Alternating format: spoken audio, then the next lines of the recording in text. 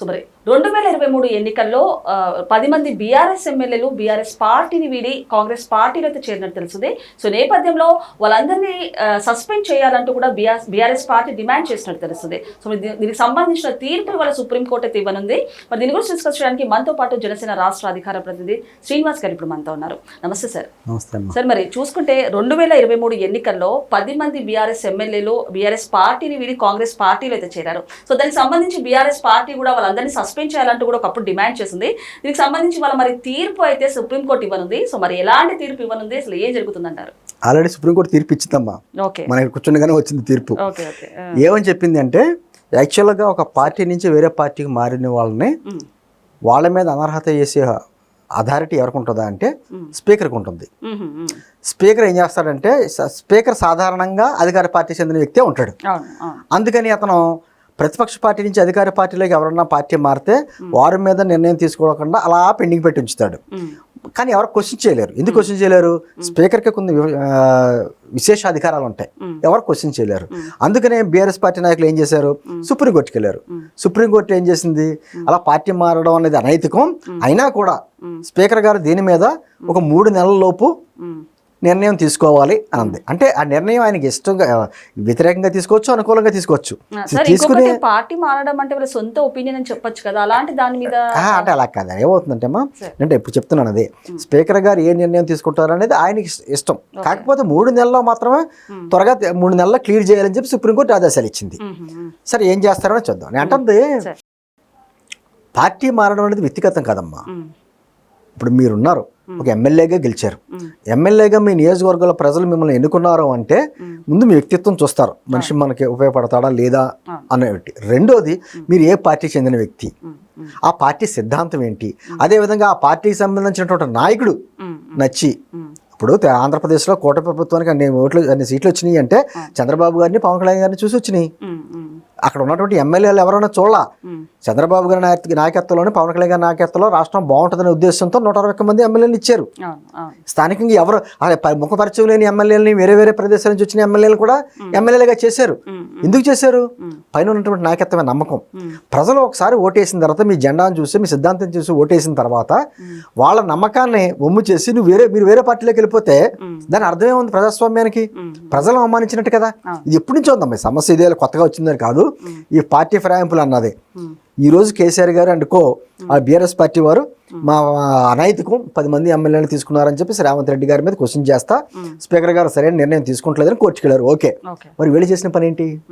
2014లో రాష్ట్ర విభజన జరిగిన టైంలో మీకు జాగ్రత్తగా గమనించండి, దాదాపు 15 మంది ఎమ్మెల్యేలు టీడీపీ ఎమ్మెల్యే గెలిస్తే 12 మంది ఎమ్మెల్యేలని బీఆర్ఎస్ లో జాయిన్ చేసుకున్నారు, గెలిచిన ఎమ్మెల్యేని. ఇక్కడ మనం చూస్తుంటే జూబ్లీస్ కానించి పటాన్ చెరువు వరకు అందరూ టీడీపీ ఎమ్మెల్యేలు గెలిచారు. అందరూ కూడా మాధవరం కృష్ణారావు, లేకపోతే మన ఈ మధ్య కాలంలో చనిపోయినటువంటి మన ఏం పేరు జూబ్లీస్ ఎమ్మెల్యే మాగంటి గోపీనాథ్ గారు కానీ, లేకపోతే తలసాని శ్రీనివాస్ యాదవ్ అంతా వెళ్ళిపోయారు. అప్పుడు ఇదే ప్రశ్న వేస్తే, మా పార్టీ ఏంటి రాష్ట్ర అభివృద్ధి ఆశించి, మా నాయకత్వం ఆశించి మా పార్టీలో చేరారు అంటారు. వాళ్ళ పార్టీలో చేరతానేమో అభివృద్ధిని ఆశించి, వేరే పార్టీలో చేరేతనేమో అనైతికం. ఎలా అవుద్ది? తప్పే కదా. ఎప్పుడైనా ఆ రోజు మరి మాట్లాడలేదు, ఈరోజు మాట్లాడడానికి అర్హత లేదు. సరే, మనం ఏమంటామంటే పార్టీ ఫిరాయింపులకు చట్టం ఒకటి ఉందమ్మా. మీకు 1985లోనే 52 రాజ్యాంగ సవరణ చేశారు. కాకపోతే దాంట్లో అనేక లోపాలు. అది ఏం చెప్పింది, ఒక వ్యక్తి ఒక పార్టీలోకి మారితే అది అనైతికం. అదే గుంపుగా 2/3 మొత్తం జాయిన్ అయిపోయి దాంట్లోకి వెళ్ళిపోయారు అనుకోండి, అది నైతికం. అంటే ఏంటి, ఒక మనిషిని హత్య చేస్తే అది నేరం. ఓకొమ్మడిగా తీసుకొచ్చి హత్య చేసేసారనుకోండి, అది చట్టపరంగా చేసినట్టు. అది ఎలా కుదురుద్ది? దాన్ని కాదని మళ్ళీ 2003లో 91 రాజ్యాంగ సవరణ కూడా చేశారు. కానీ ఎన్నైనా కూడా ఏంటంటే దీని మీద అధికారం ఎవరికి ఇచ్చారు? స్పీకర్కి ఇచ్చారు. మళ్ళంట్లో ఏమంటామంటే, అలా పార్టీలు మారిన వాళ్ళ మీద చర్యలు తీసుకునే అధికారం ఎన్నికల సంఘానికి ఇవ్వండి. అధికార పార్టీకి సంబంధించిన వ్యక్తి ఉంటాడు స్పీకరు. గతంలో కూడా తెలుగుదేశం పార్టీలోంచి మన వైఎస్ఆర్సీపీ నుంచి 23 మంది తెలుగుదేశంలోకి వచ్చారు. ఆ తర్వాత వల్లభనేని వంశీ లాంటి వాళ్ళు తెలుగుదేశం నుంచి గెలిచి వైసీపీకి వెళ్ళారు. ఇలా పార్టీలు ఆయారాం గయారాం అంటారు కదా, దీనికి కూడా పేరుంది. గయాలని ఒక అతను 82లో అనుకుంటా హర్యానా నుంచి ఒకే రోజు 3 పార్టీలు మారాడు. అప్పటి నుంచి వచ్చింది ఆయారాం గయారాం అన్న పేరు ఆయన బట్టి వచ్చింది. సరే ఇంకొకటి వీళ్ళు అంటే ఎమ్మెల్యేలు పార్టీ మారితేనే వీళ్ళు ఒక పెద్ద న్యూస్ లా చేస్తున్నారు. కాకపోతే బీఆర్ఎస్ బీజేపీతో విలీనం కాబోతుందంటూ కూడా వార్తలు అయితే వినిపించారు. దానికి సంబంధించి సీఎం రమేష్ గారు కూడా ప్రూఫ్స్ ఉన్నాయి నా దగ్గర. అది సబ్జెక్ట్ వేరు. నేను ఏమంటే పార్టీ ఫిరాయింపులు వేరు, పార్టీ విలీనాలు వేరు. ఏంటంటే పార్టీ ఫిరాయింపులు అన్నది ఒక చట్టపరంగా అవకాశం ఇచ్చినా కానీ అది అనైతికం అనేది ఖచ్చితంగా. ఎందుకంటే ప్రజలు తీర్పు ఇచ్చారు, ప్రజా తీర్పుని అగౌరవపరిచినట్టే. మీకు ఇప్పుడు కదమ్మా, మీకు ఇంచుమించు 85లో అనుకుంటా హర్యానాలో భజన్ లాల్ అనే అతను వ్యక్తి జనతా పార్టీ నుంచి నెగ్గాడు. కేంద్రంలో కాంగ్రెస్ పార్టీ వస్తుందని చెప్పేసి ఎప్పుడైతే సంకేతాలు వెళ్ళాయో అతను ముఖ్యమంత్రితో పాటు మొత్తం బ్యాచ్ అంతా కాంగ్రెస్ పార్టీకి వెళ్ళిపోయారు. ఆ రోజు నుంచి మొదలు ఈ ఏంటంటే పార్టీ ఫిరాయింపులు, రకరకాల జెండాలు మార్చడం, కుప్పుగంత అంటారు కదా, అలా వేయడం, ఆయారాం గయారాంలు, ఎవరు ఏ పార్టీలో ఎప్పుడు ఉంటున్నారో ఎవరికి అర్థం కాని పరిస్థితి. ప్రజలు ఒక ఎమ్మెల్యేలు ఎన్నుకున్నారంటే ఆ వెనకాల ఉన్నటువంటి సిద్ధాంతాన్ని చూసో, ఆ మనిషిని చూసో, పార్టీని చూసో, పార్టీ నాయకుడిని చూసి వేస్తారే తప్ప ఏదో ఇలా పార్టీలు మారిపోతే ఉపయోగం ఉంది? మీరే వేస్తారు, ఓటేస్తారు ఒక వ్యక్తిని చూసి, ఒక పార్టీని నమ్మి. రేపు పొద్దున ఆ పార్టీ అతను వేరే పార్టీకి వెళ్ళిపోతే ఏంటి? ఇప్పుడు సపోజ్ అంటే ఏమవుతుందంటే ఎమ్మెల్యేల మీద ఆధారపడి సీఎం ఉంటాడు, అంతే కదా. ఎంతమంది ఎమ్మెల్యే, ఒక వ్యక్తి 1,00,000 మెజారిటీతో గెలిచినా అతను సీఎం అవ్వలేడు. అతని పార్టీకి సంబంధించిన వ్యక్తులందరూ కూడా గెలిచి అందరూ కదా అతన్ని సీఎంగా ఎన్నుకుంటే అవుతాడు. దాంతో ఏమవుతుంది, ఎమ్మెల్యేల మీద ఆధారపడ్డారు కాబట్టి ముఖ్యమంత్రి ఏం చేస్తారంటే ఎమ్మెల్యేల కోరికలు నెరవేర్చాలి. ఎమ్మెల్యేల కోరికలు నెరవేర్చకుండా ఏమన్నా అంటే వాళ్ళందరూ పార్టీలు మారిపోతారు. పార్టీలు మారిపోతే తన ముఖ్యమంత్రి స్థానం కోల్పోతాడు. ఇది ఒక విధమైనటువంటి అనిశ్చిత స్థితి. సరే ఇంకొకటి, ఇది చాలా కామన్ అని చెప్పొచ్చు. అంటే ఒకవేళ పార్టీ పవర్ పోతే కనుక వేరే పార్టీలో జాయిన్ అయిపోతూ ఉంటారు. అలాంటిది దీనిపై చర్యలు తీసుకోవాలని చెప్పడం దీని వెనకాల రీజన్ ఏంటంటే, అంటే ఒకటి దీన్ని ఏం చేస్తున్నారంటే గత కొద్ది కాలంగా కూడా అధికార పార్టీ సంబంధించిన వ్యక్తే స్పీకర్గా ఉంటాడు కాబట్టి అతను చర్యలు తీసుకుంటా. ఆ రోజున హైదరాబాద్ తెలంగాణకు సంబంధించి తలసాని శ్రీనివాస్ యాదవ్ లాంటి వాళ్ళు పార్టీ మారి మంత్రులు కూడా అయ్యారు. అతని మీద చర్యలు తీసుకోమని చెప్పి స్పీకర్కి ఇస్తే అతను అధికార పార్టీ కదా, తీసి పక్కన పెట్టాడు. అతని మీద చర్యలు తీసుకోండి అని చెప్పి స్పీకర్ గారు మీరు చూడండి అంటే స్పీకర్ గారికి చూసేసే సమయం కూడా దొరకలేదట. ఈ లోపు అతను మంత్రి అయిపోయాడు, పదవులన్నీ అంతా అనుభవించాడు. ఆ తర్వాత గవర్నమెంట్ మారిపోతుంది.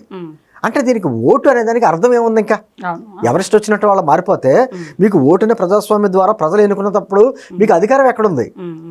అంటే చట్టపరంగా ఉండొచ్చు, నైతికంగా కాదు కదా. మీరు ఒక పార్టీకి మిమ్మల్ని చూసేసిన తర్వాత మీరు ఇష్టం వచ్చిన పార్టీ మారిపోతే ఎలాగా? అదే చెప్పింది సుప్రీంకోర్టు. స్పీకర్ గారి పరిధిలో ఉన్న అంశం స్పీకర్ గారు నిర్ణయం తీసుకోవాలి, కానీ దానికి ఒక కాల పరిమితి. ఇష్టం వచ్చినట్టు పక్కన పెట్టేసి సంవత్సరాలు చూద్దామంటే కుదరదు.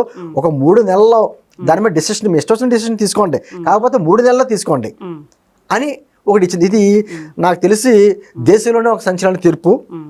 అన్ని రాష్ట్రాలకి వర్తిస్తుందో లేదో అనేది మనకి ఇంకా పూర్తి క్లారిటీ అయితే లేదు, కానీ తీసుకురావాలి.